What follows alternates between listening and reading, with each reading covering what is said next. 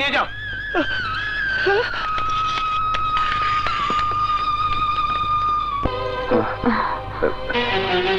বাবা, বাবা রফিক খুন হলো আমাদের বাড়ির সামনে। তোমরা তোমরা কেউ দেখোনি? না, কেউ দেখেনি। তার মানে একদিন আমি খুন হলো তো তোমরা কেউ দেখবে না? কি বলছিস বাবা? এ কথা মুখে আনো পাপ। তুই না থাকলে আমরা কাকে নিয়ে বাঁচবো বাবা? তবুও বাঁচতে হবে, সাহস নিয়ে দাঁড়াতে হবে, শত্রুর মোকাবেলা করতে হবে। রফিকের লাশ পোস্টমর্টম হলো, কে খুন করেছে? একটি লোকও সাক্ষী নেই। অন্ধকারে আমরা চিৎকার শুনেছি, ভয়ে কেউ বের হয়নি। তোর বাবাকেও যেতে দিইনি। আমার বাড়ির দরজায় রফিক মারা গেল, তোমরা শুধু শব্দই পেলে? প্লিজ প্লিজ তোমরা বলো মা। বাবা, মানুষের মৃত্যু নিয়ে মিথ্যে বলো না বাবা। ঠিকই বলবো, আমরা কেউ দেখিনি কে খুন করেছে।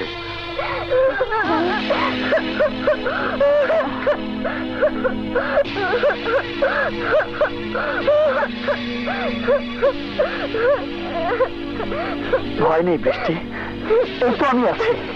ভাইয়া, রফিক ভাইকে যারা খুন করেছে তার বাবাকেও ভয় দেখিয়েছে, বলেছে আমাদেরকেও বল বল আমাদেরকে খুন করবে।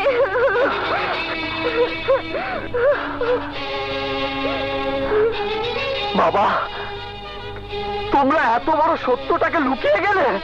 সুলতান, আমরা সাক্ষী দেব না। সাক্ষী দিলে রাজা আমাদেরকে খুন করবে। আরে সাক্ষী না দিলেও তো আমরা খুন হবো। তুমি আমার সাথে চলো বাবা, তুমি সাক্ষী দেবে। তুমি সাক্ষী দিলে রফিক হত্যার বিচার হবে, খুনি রাজার ফাঁসি হবে। তুমি আমার সাথে চলো বাবা, চলো। মন্ত্রী সাংবাদিক রফিক হত্যার ফাইল দেখতে চেয়েছেন। মামলার নাকি নতুন করে তদন্ত হবে।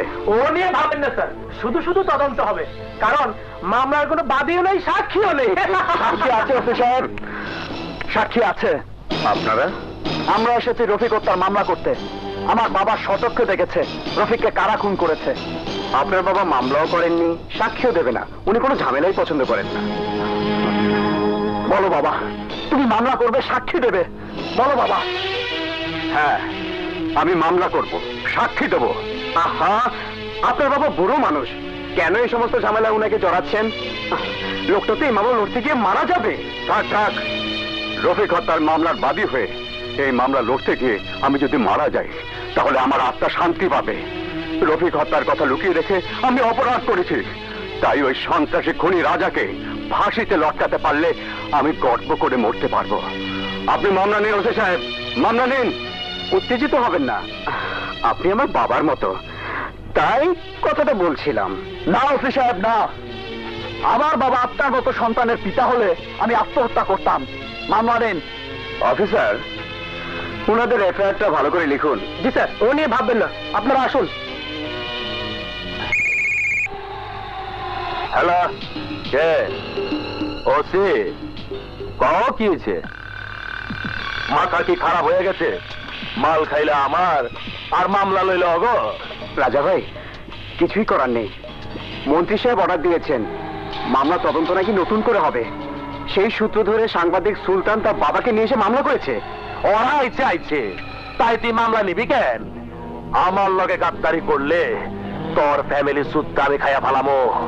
আমারে তুই চিনস না। আপনি শুধু শুধু ভুল বুঝছেন, আমার কিছুই করার নেই। করার ছিল রে ওসি, তোর অনেক কিছুই করার আছিল। আর তোর জায়গায় যদি আমি থাকতাম, অগরে থানার মধ্যে মাইরা গাইরা ফেলাইতাম। ওই বেটা, আমার থেকে যে মাল খাইছস তা বমি কইরা ফালাই দিবি। ওই ওসি, বমি কইরা ফালাই দিবি। আমি ঠিকই বলছি। কি বলছো রোমানা? ওরা তোমাকে মাসোহারা দেয়। যে সন্ত্রাসীদের তুমি সহযোগিতা করো, একদিন ওরাই আমাদেরকে শেষ করে দেবে। নজরুল, তোমার সন্তানের মাথা ছুঁয়ে কসম খাও, তুমি ঘুষ খাবে না, সন্ত্রাসীদের বিরুদ্ধে রুখে দাঁড়াবে, দেশের জন্য কাজ করবে। হ্যাঁ রোমানা, আমি ভালো হয়ে যাব, সৎ হয়ে যাব। নজরুল, আমি আমি আমার সন্তানকে ছুঁয়ে কসম খাচ্ছি, আমি আর অবৈধ কাজ করব না। আমি সুলতানের কাছে ক্ষমা চাইব।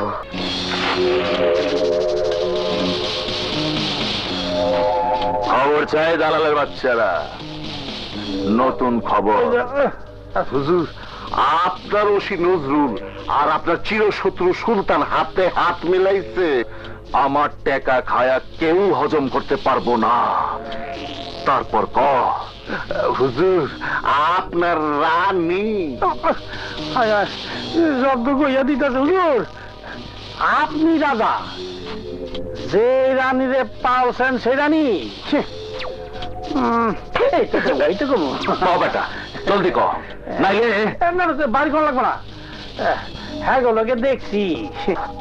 মিছা কইস না, না আমারে তো চিনস। মিছা কইলে জানে মেরে পালামো। আমার রানী বেইমানি করতে পারে না।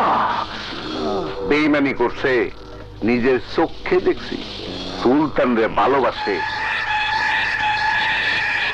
ওসি সুলতান আর রানী একসাথে মিল হইছে।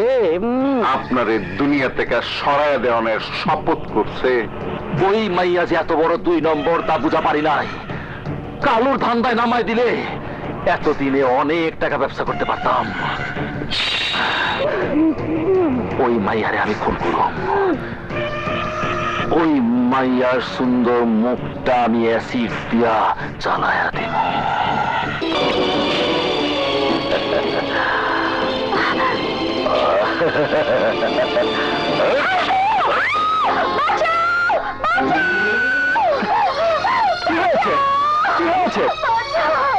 কি হয়েছে রানী? কি হয়েছে তোমার? আমি স্বপ্নে দেখলাম রাজা আমাকে খুন করছে। আরো দেখলাম বাবা আমাকে বলছে আমি খুনিদের সাথে আছি। স্বপ্ন সত্যি হয় না, তবু আমার সবসময় মনে হয় তোমার বাবার হত্যার সাথে অবশ্যই রাজা জড়িত।